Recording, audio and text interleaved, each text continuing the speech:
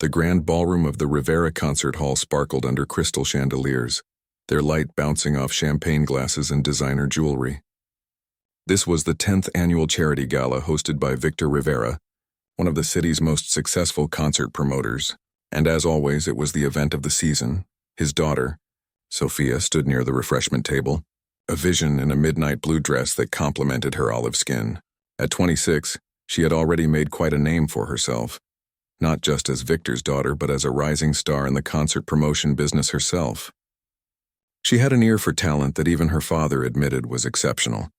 She also had a reputation for being impossible to impress, especially when it came to men.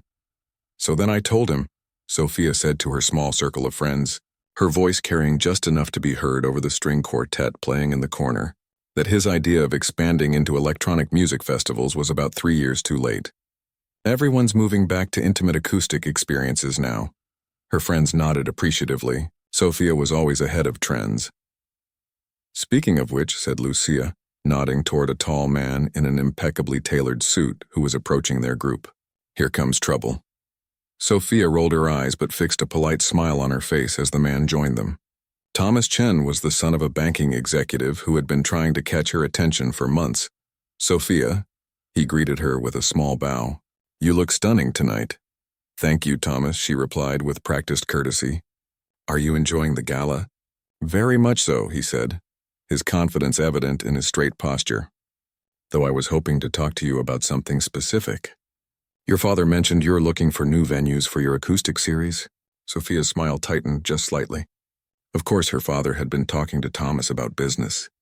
Victor had been not so subtly pushing her towards suitable matches for years now. We're always exploring options, she said neutrally. Well, my family just acquired a historical theater downtown. Original architecture from the 1920s, and the acoustics are said to be phenomenal. Thomas pulled out his phone. I have some pictures if you'd like to see. For the next 10 minutes, Sophia found herself trapped in conversation, nodding politely as Thomas scrolled through photos of the admittedly beautiful theater while dropping hints about their mutual interests and how they could work well together, when he finally excused himself to greet another business associate. Sophia let out a long breath. He seems nice enough, Lucia offered with a small shrug. He's exactly like every other suitable match my father keeps throwing my way, Sophia replied, finishing her champagne. Wealthy, connected, and about as passionate about music as that potted plant over there. Her other friend Diego laughed. To be fair, you've turned down professional musicians too. Remember that cellist from the symphony? Sophia waved her hand dismissively. He was technically perfect and emotionally empty. Music should make you feel something. She placed her empty glass on a passing waiter's tray and crossed her arms. I've been surrounded by musicians my entire life. I've heard world-class pianists, violinists, singers. You know what most of them have in common? They play the notes but miss the soul. Lucia raised an eyebrow. So what exactly are you looking for? A musical soulmate. Sophia laughed, but there was a touch of genuine longing in it. Is that too much to ask? Someone who understands that music isn't just about hitting the right notes in the right order. For most people, finding someone who doesn't chew with their mouth open is a win, Diego joked. The conversation shifted, but Sophia found herself distracted. Her eyes wandered to the grand piano sitting in the corner of the ballroom. It was a beautiful instrument, a Steinway concert grand that had been delivered specifically for this event, though it sat unplayed tonight since her father had opted for the string quartet instead. You know what? Sophia said suddenly, walking toward the piano with her friends trailing behind. I'm tired of all these games. The endless introductions, the awkward conversations. She ran her fingers lightly over the piano's polished surface. Maybe I should just make it simple. What do you mean? Lucia asked, intrigued by the sudden mischievous glint in Sophia's eyes. Sophia turned and leaned against the piano, raising her voice just enough that those nearby could hear. From now on, this is my standard. Anyone who can sit at this piano, or any piano, and play something that truly moves me, that's who I'll marry. Several nearby guests turned their heads. Her statement had come out louder than she'd intended, amplified by a momentary lull in the background chatter. Diego nearly choked on his drink. Are you serious? Sophia hadn't been, not entirely, but now that the words were out, she found she rather liked the idea. Absolutely, she said, warming to the concept. I'm done with these superficial connections. Music reveals the soul. If someone can make me feel something real through their playing, that's worth more than all the business connections and trust funds in the world. A small crowd had gathered now, amused by her declaration. Among the well-dressed guests, Sophia didn't notice the man in the gray maintenance uniform who had paused while emptying a trash bin behind a column not far from the piano. Play, and I will marry you, she repeated with a theatrical chuckle, enjoying the stir she was creating. Her father would be annoyed, but she was past caring about his matchmaking efforts. A young violinist from the string quartet, taking a break, stepped forward with a grin. Does the offer apply to violin as well? Or strictly piano? This got a laugh from the crowd, and Sophia smiled. Piano is my first love, but I suppose I could make exceptions for exceptional talent on other instruments. Thomas had returned, his expression a mixture of confusion and challenge. You can't be serious, Sophia. Choosing a life partner based on musical ability? Why not? She countered. People choose based on far less important things every day. At least this matters to me. She stood a little straighter. Besides, I'm not talking about technical skill alone. Any conservatory graduate can play the notes. I'm talking about someone who can make the piano speak in a way that reaches something inside me. That's romantic, I suppose, Thomas conceded, though he clearly thought it was ridiculous. It's honest, Sophia replied, more honest than pretending to care about business synergies and family connections. Her father appeared then, his smile fixed but his eyes communicating clear disapproval. Sophia, darling, I believe Senator Wilson was hoping to speak with you about the Youth Orchestra initiative. Sophia recognized the rescue attempt for what it was. Of course, father, she said sweetly. Then to the gathered crowd, she added with a playful wink, the challenge stands. I'm waiting to be moved. As she walked away with her father, the crowd dispersed, most of them treating her declaration as an amusing bit of drama at an otherwise predictable society event. That was unnecessary, Victor murmured as they crossed the ballroom. It was honest, Sophia replied quietly, and it might finally stop you from parading eligible bachelors in front of me like prize cattle. I only want the best for me. I know, Sophia softened slightly, and I appreciate it, Dad. But maybe the best for me isn't what you think it is. The conversation was cut short as they reached the senator, and Sophia slipped back into her role as the charming, capable daughter of Victor Rivera. Meanwhile, in a quiet corner of the ballroom, Miguel Alvarez carefully replaced the trash bag and glanced toward the piano, where Sophia had made her declaration. Unlike the wealthy guests who had laughed it off, he hadn't found her challenge amusing. He flexed his fingers unconsciously, then quickly shoved them into the pockets of his uniform pants. It had been 3 years since he'd touched a piano. 3 years since he'd fled the conservatory stage halfway through his debut performance. Paralyzed by panic and shame, now he was invisible, just the man who emptied the trash and mopped the floors after everyone else had gone home. That was safer. No expectations, no disappointment, no whispers about wasted potential. Miguel forced himself to continue with his work, moving methodically around the edges of the room. But his eyes kept returning to the piano, and to the woman in the midnight blue dress who had so casually thrown out a challenge that stirred something he'd thought long dead inside him. Not that he was foolish enough to think someone like Sofia Rivera would ever look twice at a maintenance worker, regardless of how he played. Still, her words about music revealing the soul had struck a chord. It was exactly what his grandmother had always told him, back when she was teaching him his first simple melodies on their old upright piano in the apartment they shared. Music doesn't come from the fingers, Miguelito, she would say. It comes from here. And she would place her hand over his heart. Miguel shook the memory away and continued working, unnoticed by the glittering crowd. But something had awakened inside him, a small, dangerous spark that wouldn't be easily extinguished again.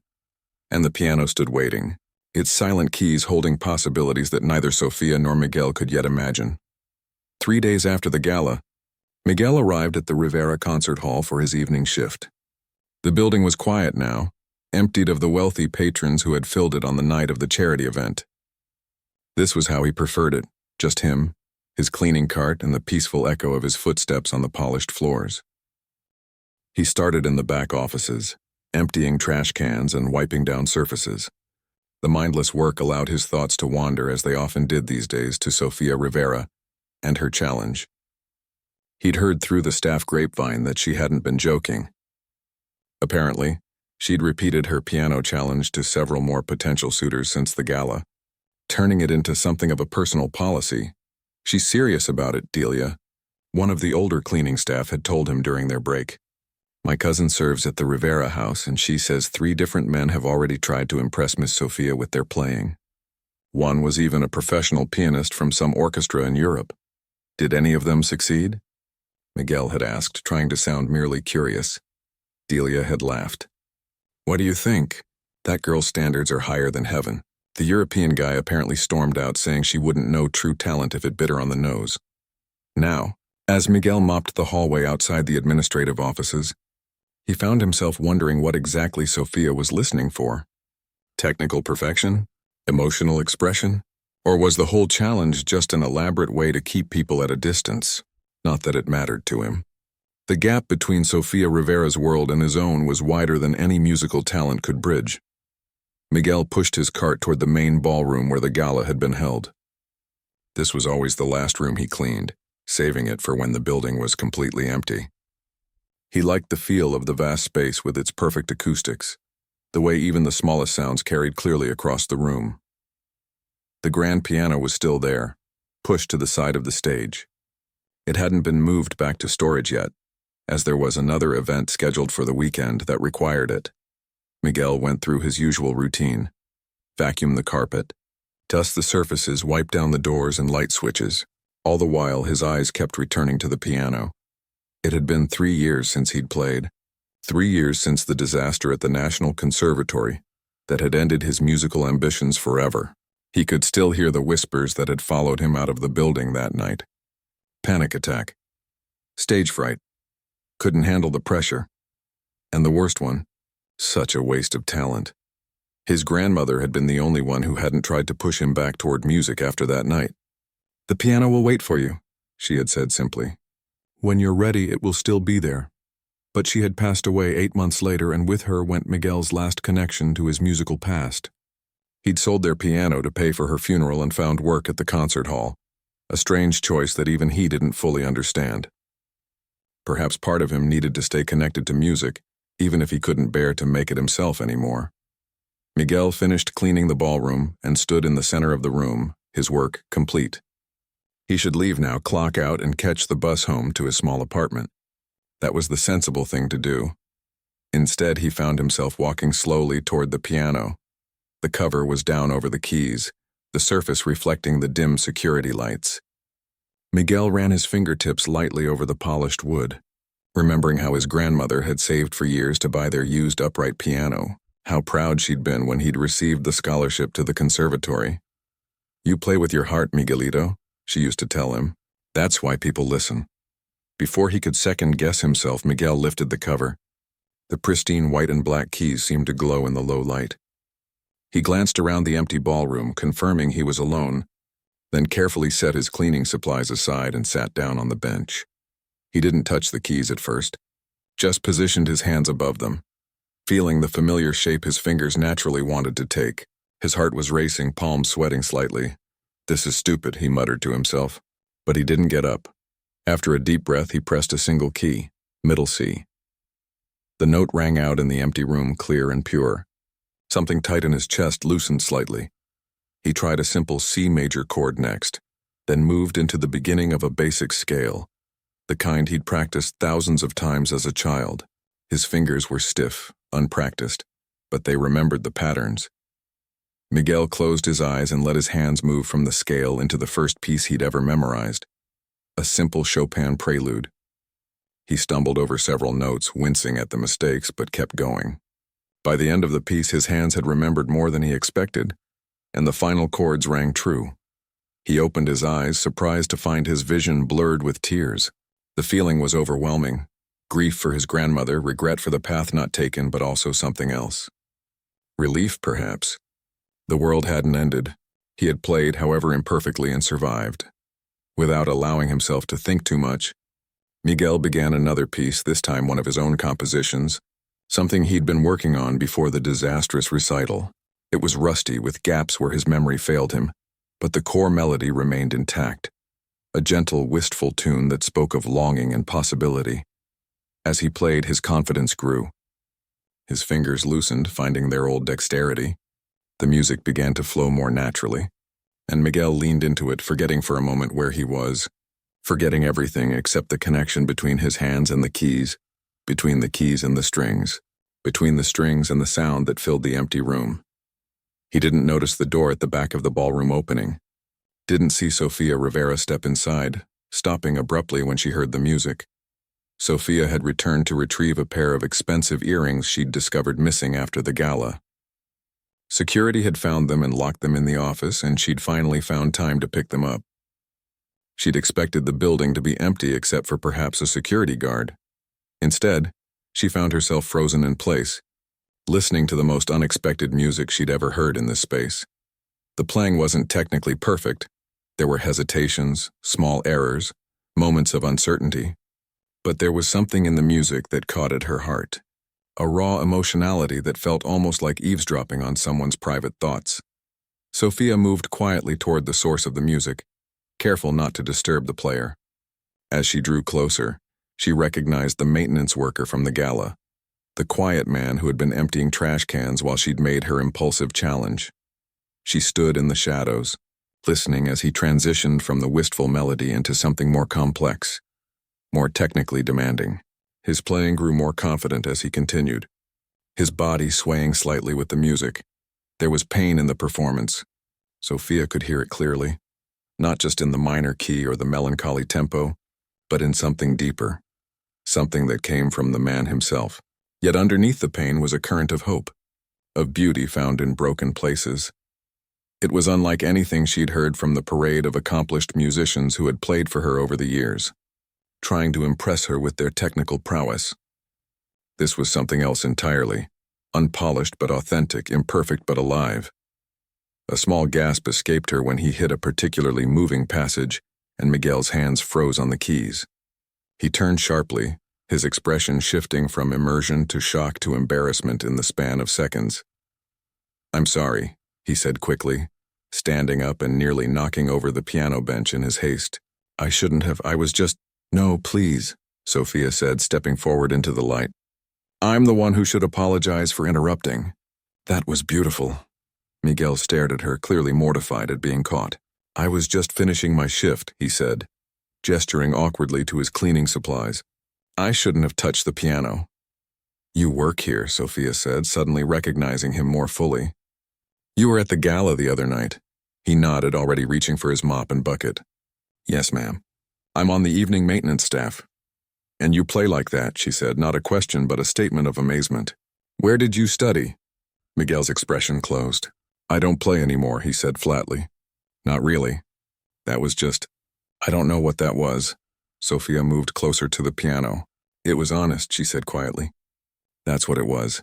Their eyes met for a brief moment, and something passed between them, a recognition, perhaps, of something unexpected found in an unlikely place. Then Miguel looked away, gathering his cleaning supplies. "I should go. My shift ended 10 minutes ago."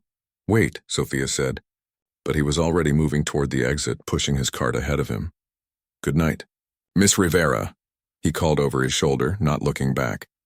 Sofia stood alone beside the piano, the echo of his music still hanging in the air. She ran her fingers lightly over the keys he had just played, as though she might capture some essence of what she'd heard.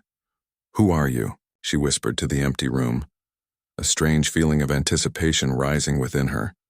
She'd made a ridiculous, impulsive challenge at the gala, never expecting to be truly moved.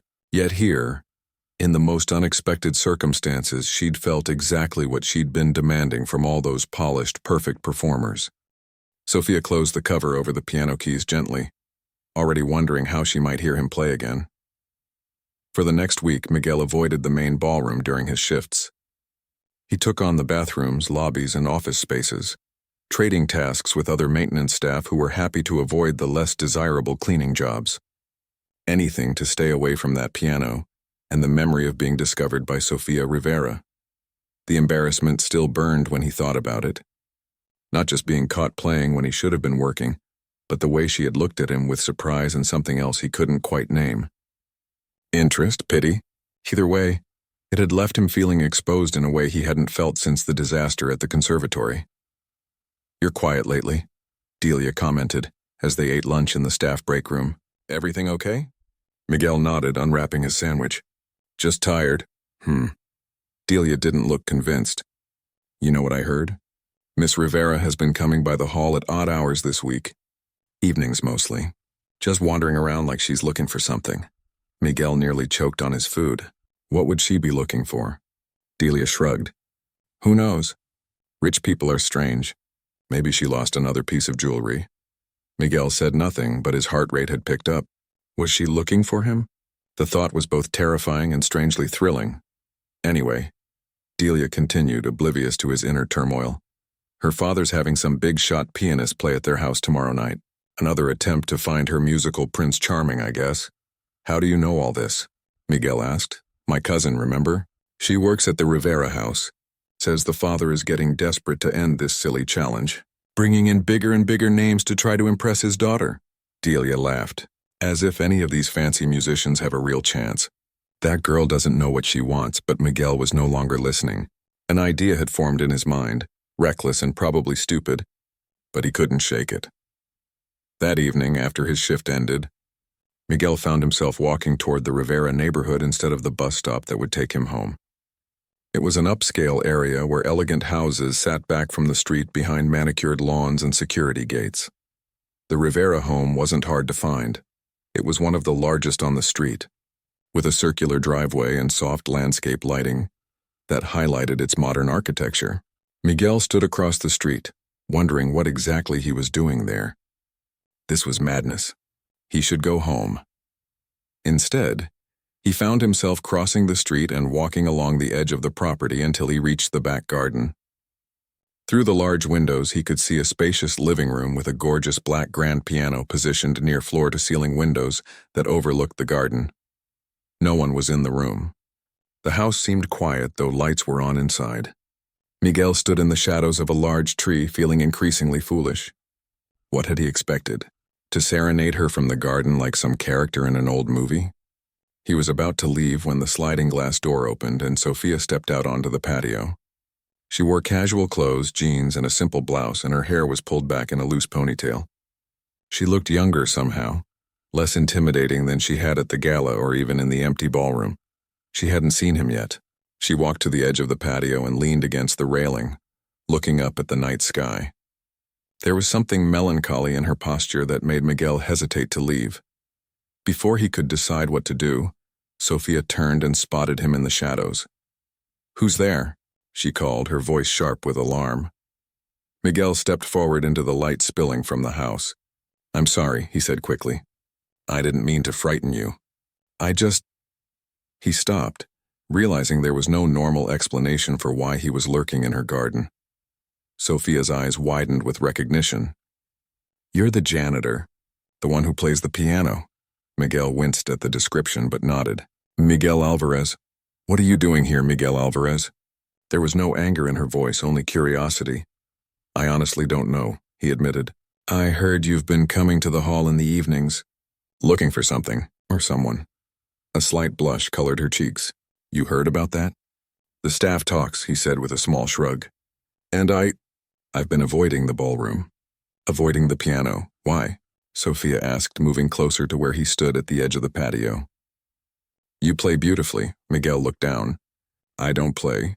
Not anymore. The other night was just a moment of weakness." "It didn't sound like weakness to me," Sophia said. "It sounded like strength, like something real." There was a silence between them, filled with unspoken questions. "My father has invited Ivan Kuznetsov to play for us tomorrow evening," Sophia said finally. "He's a renowned concert pianist. Very technical. Very impressive." "I know who he is," Miguel said. Of course he did. Everyone in the classical music world knew Kuznetsov. "He'll certainly meet your challenge." Sophia leaned against the railing again, looking thoughtful. "That's what my father thinks. That's what everyone thinks. That I want technical perfection." She looked at Miguel directly. "But that's not what I meant when I made that stupid challenge." "What did you mean then?" Miguel asked. Sophia was quiet for a moment. I meant I wanted to hear someone play with honesty. With their whole heart. She smiled a little sadly. I've been surrounded by professional musicians my entire life. Most of them play the notes perfectly, but they might as well be machines. There's no humanity in it. Miguel understood exactly what she meant. It was what his grandmother had always said about music, that it needed to come from the heart, not just the hands. The other night, Sophia continued, when I heard you playing in the empty ballroom. That's what I've been looking for. That's what I meant by being moved. Miguel felt something shift inside him, a wall beginning to crumble. I used to study at the National Conservatory, he said quietly. I was good. Maybe even great, according to my teachers. What happened? Sophia asked. Miguel looked away. My debut recital, I froze. Panic attack, they called it. I couldn't breathe, couldn't move my fingers.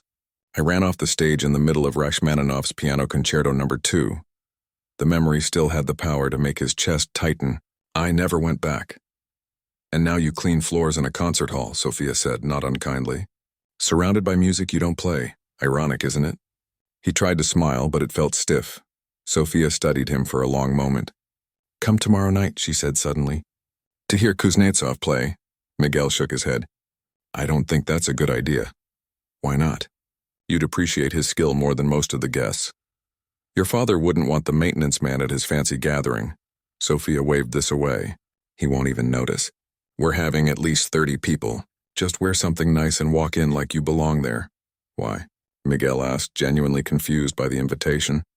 Sophia's expression became serious. Because I want to know if you hear what I hear. If we're looking for the same thing in music. She hesitated, then added softly, and because I think maybe you need to hear someone play almost as much as you need to play yourself. Miguel should have refused. Should have apologized for trespassing and gone home to his small apartment and his simple life. Instead, he found himself nodding. What time? 8 o'clock, Sophia said, a smile spreading across her face. Don't be late, a voice called from inside the house, her father looking for her. Sophia glanced over her shoulder, then back to Miguel. I have to go. Use the side gate tomorrow. It's never locked, and then she was gone, disappearing back into the brightly lit house, leaving Miguel standing in the garden wondering if he'd just made a terrible mistake or taken the first step toward something important. Either way, he knew he would be there tomorrow night. Not because he particularly wanted to hear Kuznetsov play, though the man was undeniably brilliant, but because Sofia Rivera had looked at him, really looked at him, and seemed to see something worth knowing. As he made his way back to the bus stop, Miguel felt both terrified and more alive than he had in years. Tomorrow night he would step back into the world he'd fled, but this time as an observer rather than a performer. It seemed safer that way. What he didn't yet understand was that watching another pianist play for Sophia would awaken something in him that couldn't easily be put back to sleep. Miguel stood in front of his closet, staring at the limited options hanging inside. He owned exactly one suit, charcoal gray, slightly too big in the shoulders, that he had bought for his grandmother's funeral 3 years ago. He had never worn it since. He pulled it out and laid it on his bed, frowning at the visible wrinkles. A quick pass with his old iron improved things somewhat, but it still looked like exactly what it was, an inexpensive suit rarely worn. This is stupid, he muttered to himself for the 10th time that evening. What was he thinking? Planning to crash a party at the Rivera mansion. He didn't belong there. The security would probably throw him out before he even made it through the door, but he had promised Sophia he would come, and something in him couldn't bear to disappoint her. Miguel showered and dressed carefully, combing his hair neatly and even putting on the tie that had come with the suit. He looked at himself in the bathroom mirror and barely recognized the man staring back at him. He looked almost like his old self, the conservatory student with dreams of concert halls and standing ovations. Almost, but not quite. His eyes gave him away. They were older now, more cautious. He arrived at the Rivera house at 7:55 p.m., having taken the bus as close as he could and walked the remaining distance. As Sophia had promised, the side gate was unlocked. Miguel slipped through, feeling like an intruder despite the invitation. The garden was transformed from the previous night. Small lights had been strung through the trees, and servers in black and white moved efficiently between the house and a large tent set up on the lawn. The sounds of conversation and laughter drifted from inside the house. where most of the guests seemed to be gathered. Miguel hesitated at the edge of the patio, unsure how to proceed. He didn't see Sofia anywhere. "Can I help you?" A server approached, balancing a tray of champagne glasses. "I'm here for the performance," Miguel said, trying to sound confident. The server nodded. "Everyone's gathering in the main living room. Just through those doors." Miguel took a glass from the tray, liquid courage, and followed the server's directions.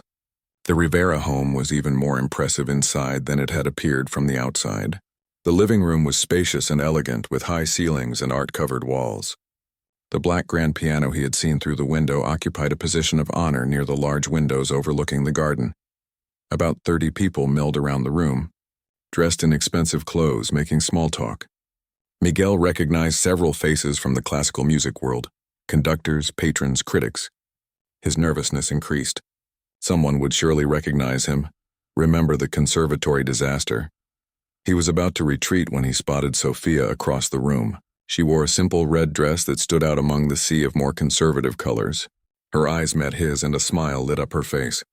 She excused herself from the group she was talking to and made her way toward him. "You came," she said, sounding genuinely pleased. "I said I would," Miguel replied. He gestured vaguely at his suit. "I'm afraid I don't quite fit in." Sofia's eyes swept over him. "You look fine. Better than fine." She took his arm and guided him deeper into the room. "Come on. I'll introduce you as a friend from the music community. No one will question it." Before Miguel could protest, Sofia was leading him toward a small group that included her father. "Dad," she said, "this is Miguel Alvarez. He studied at the National Conservatory. Miguel, my father. Victor Rivera." Victor Rivera was the imposing man with salt and pepper hair and sharp eyes that assessed Miguel quickly. "Pleasure," he said, shaking Miguel's hand firmly. "I don't believe we've met before." "Miguel keeps a low profile," Sofia said smoothly. "But he knows more about piano than almost anyone. I thought he should hear Kuznetsov play." Victor raised an eyebrow but seemed to accept this explanation. "Well, you're in for a treat. Ivan is one of the finest pianists of his generation." "So I've heard," Miguel said, finding his voice. "His interpretation of Liszt is particularly renowned." This seemed to satisfy Victor, who nodded and turned to greet another arriving guest.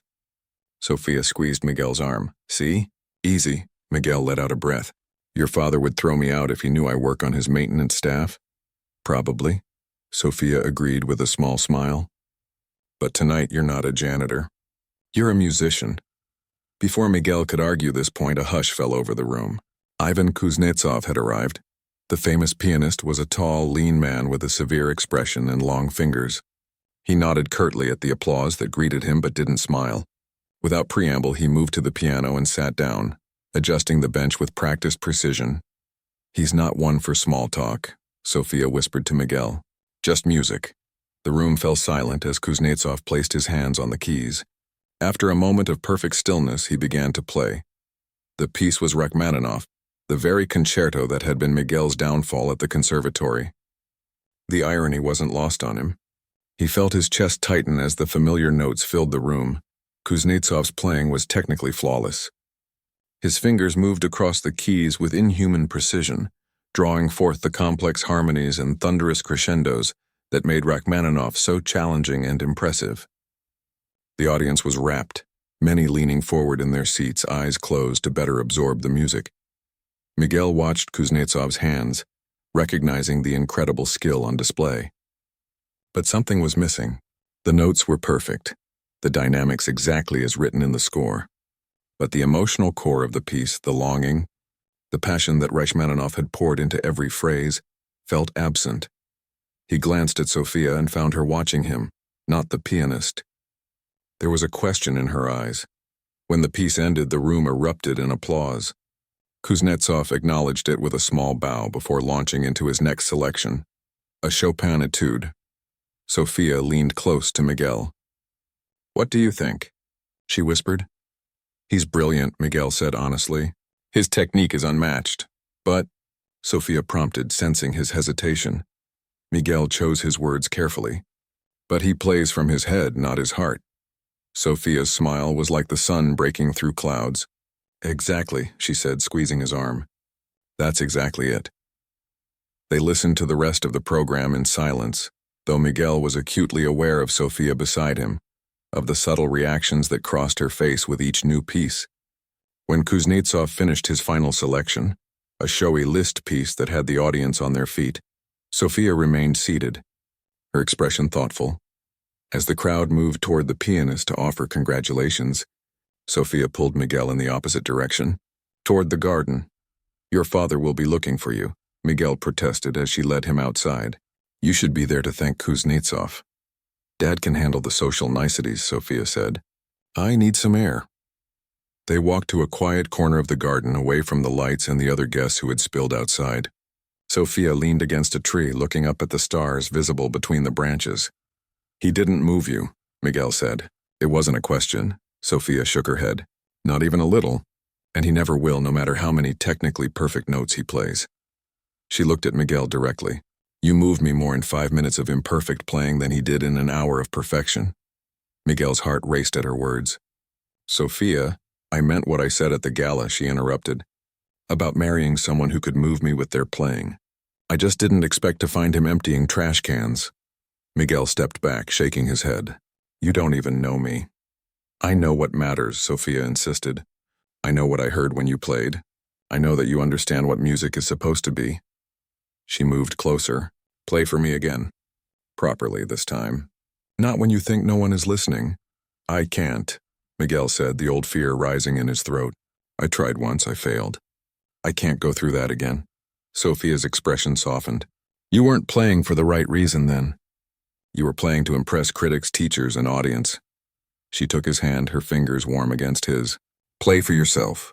Play for the music itself. That's what I heard the other night. Someone playing because the music demanded to be played." Miguel looked down at their joined hands. "It's not that simple." "It could be," Sophia said softly. A voice called from the house. Victor Rivera, looking for his daughter. "I should go," Miguel said, pulling his hand away. "This was a mistake." Sophia caught his arm. "Come back tomorrow night." "After everyone's gone?" "Just you and me and the piano." Her eyes held his, earnest and hopeful. "Please," Miguel wanted to refuse. Wanted to go back to his simple life, to the safety of invisibility, but something in her gaze made it impossible to say no. "Tomorrow night," he agreed finally. "But I'm not promising to play." Sophia smiled, a real smile that transformed her face. "That's enough for now." As Miguel made his way back through the side gate, he felt both lighter and heavier than when he had arrived. Lighter because, for the first time in years, someone believed in his music. Heavier because he wasn't sure he could live up to that belief. Either way, he knew his life had changed irrevocably the moment Sofia Rivera had heard him play in an empty ballroom. The next day crawled by for Miguel. He went through the motions at work, cleaning floors and emptying trash bins with his mind elsewhere. Twice his supervisor had to repeat instructions, and Delia kept giving him curious looks during their lunch break. "You seem a million miles away," she finally said. "Something happen?" Miguel shrugged. "Just tired." Delia studied him over her sandwich. "Well, something's going on with you. You've got that look my nephew gets when he's in love." Miguel nearly choked on his water. "It's nothing like that, if you say so." Delia didn't look convinced. "Just be careful, whatever it is. People like us, we can't afford to dream too big." Her words stayed with him for the rest of his shift. People like us. The divide between his world and Sophia's was enormous. What was he thinking, agreeing to meet her again? Nothing good could come of it. And yet, as his shift ended, Miguel found himself heading not toward the bus stop, but toward the Rivera house. The night was cooler than the previous two, with a gentle breeze that rustled the leaves of the trees lining the street. Miguel wore his work clothes. He hadn't had time to go home and change, but he'd washed his face and combed his hair in the staff bathroom before leaving. The Rivera house was quiet tonight, with just a few lights on inside. No party, no crowd of wealthy music lovers. Miguel approached the side gate with a mixture of anticipation and dread. It was unlocked, as Sophia had promised. He slipped through and made his way toward the house, feeling exposed in the open garden. The patio doors were open, soft light spilling out onto the stone tiles. Miguel hesitated at the threshold, suddenly unsure. "You came." Sophia appeared in the doorway, wearing jeans and a simple blouse, her hair loose around her shoulders. She looked younger, more approachable than she had at the gala or even at last night's gathering. "I said I would," Miguel replied, echoing his words from the night before. Sophia smiled. "Come in. No one's home except the housekeeper, and she's in her quarters on the other side of the house." Miguel followed her into the living room, where the grand piano stood waiting, its lid raised. The rest of the room was dimly lit, but a small lamp on the piano cast a warm glow over the keys. "Would you like something to drink?" Sophia asked. "Water, coffee? Something stronger?" Miguel shook his head. "I'm fine, thanks." His eyes kept returning to the piano. It was a Steinway Model D, the same model he'd been playing the night of his disastrous recital. Sophia noticed his gaze. "It was my mother's," she said quietly. "She was the musician in the family, not my father. She died when I was 14. "I'm sorry," Miguel said. Sophia shrugged lightly, but he could see the old pain in her eyes. "She's why I understand what music should be. She played with her whole heart, even when she was sick. Especially then." She moved to the piano and ran her fingers lightly over the keys.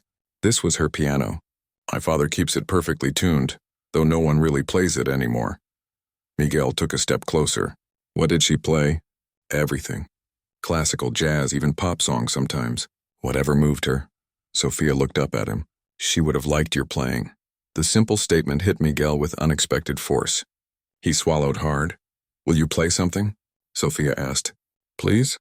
Miguel's first instinct was to refuse, to make some excuse and leave. But there was something in Sophia's expression, a vulnerability he hadn't seen before that made it impossible to say no. "One piece," he said finally. "Something short." Sophia's face lit up. She moved away from the piano, giving him space. Miguel approached the instrument slowly, like someone approaching a wild animal. He sat down on the bench, adjusting it slightly. The keys felt different under his fingers than the piano at the concert hall, more responsive, with a richer tone. He began with a simple Chopin nocturne, something that had always calmed his nerves. The opening notes were tentative, his fingers stiff with tension. But as he continued, the music began to flow more naturally. He closed his eyes, letting himself feel the gentle rise and fall of the melody. It wasn't perfect. He missed a few notes and his timing wavered in places. But by the end, he was playing with a freedom he hadn't felt in years, letting the music speak through him rather than forcing it. When the final notes faded away, Miguel opened his eyes to find Sophia watching him, her expression soft. "That was beautiful," she said quietly. Miguel shook his head. "It was rough. I'm out of practice." "It was honest," Sophia insisted. "That's what matters." She moved closer, sitting beside him on the bench. "Play something else. Something you love." Miguel hesitated, then placed his hands on the keys again.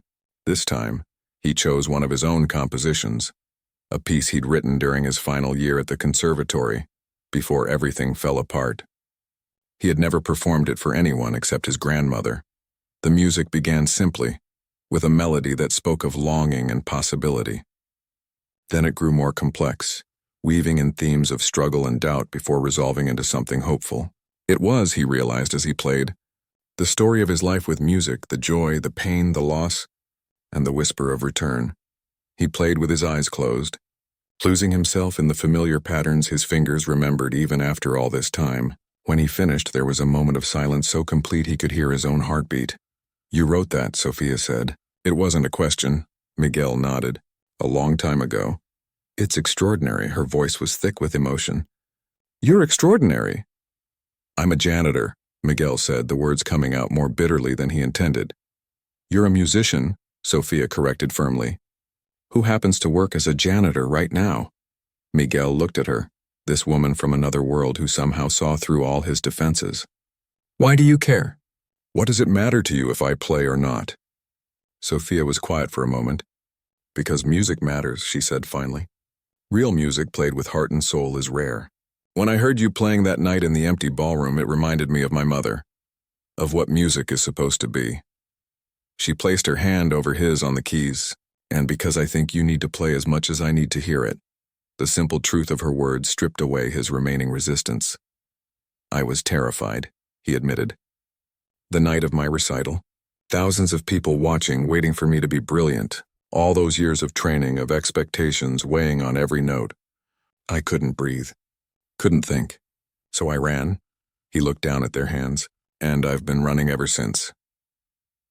You're not running now, Sophia pointed out gently. Miguel looked at her. Really looked at her. Not Sofia Rivera, the privileged daughter of Victor Rivera, but just Sophia, a woman who understood what music meant to him because it meant the same to her. No, he agreed. I'm not running now. Something shifted between them in that moment, a recognition of connection that went beyond words. Play something else, Sophia requested. Whatever comes to mind. This time Miguel didn't hesitate. He began to play a piece he'd heard Sophia's mother perform years ago at one of her final concerts. It was a challenging piece full of emotional contrasts and technical demands, but Miguel played it with a freedom he'd never felt before. Not perfection, he was still too rusty for that, but with his whole heart exposed in every phrase. When he finished, Sophia's eyes were bright with unshed tears. That was my mother's favorite piece, she whispered. How did you know? I was there, Miguel admitted. At her last concert series. I was 16. She changed how I thought about music. Sophia smiled through her tears. She changed everything for me too. There was a moment of perfect understanding between them, a bridge formed over shared love of true music. I meant what I said at the gala, Sophia said softly. About marrying someone who could move me with their playing. Miguel's heart raced. Sophia, I'm not proposing, she clarified with a small laugh. Not yet. We barely know each other. She took his hand. But I'd like the chance to know you. The real you, Miguel Alvarez, the musician who cleans floors. And I'd like to know the real Sofia Rivera, he replied. The woman who sees beyond appearances to what matters. Sophia squeezed his hand. Play with me? My mother taught me a little. Miguel moved over on the bench, making room for her. As they began a simple duet, their fingers occasionally brushing on the keys, Miguel felt something he had thought lost forever. Possibility. He didn't know what would happen between them. The gaps in their worlds were real and wouldn't disappear overnight. But as they played together, those differences seemed to matter less than what they shared. What had begun with a flippant challenge at a charity gala, play and I will marry you, had led to something neither of them had expected. A chance to rediscover music's true power and perhaps to discover each other in the process. As the final notes of their duet faded into silence, Sophia looked at Miguel with a smile that held both joy and challenge. So, she said, what shall we play next? And Miguel, who had spent 3 years running from music and from himself, found he was eager to discover the answer.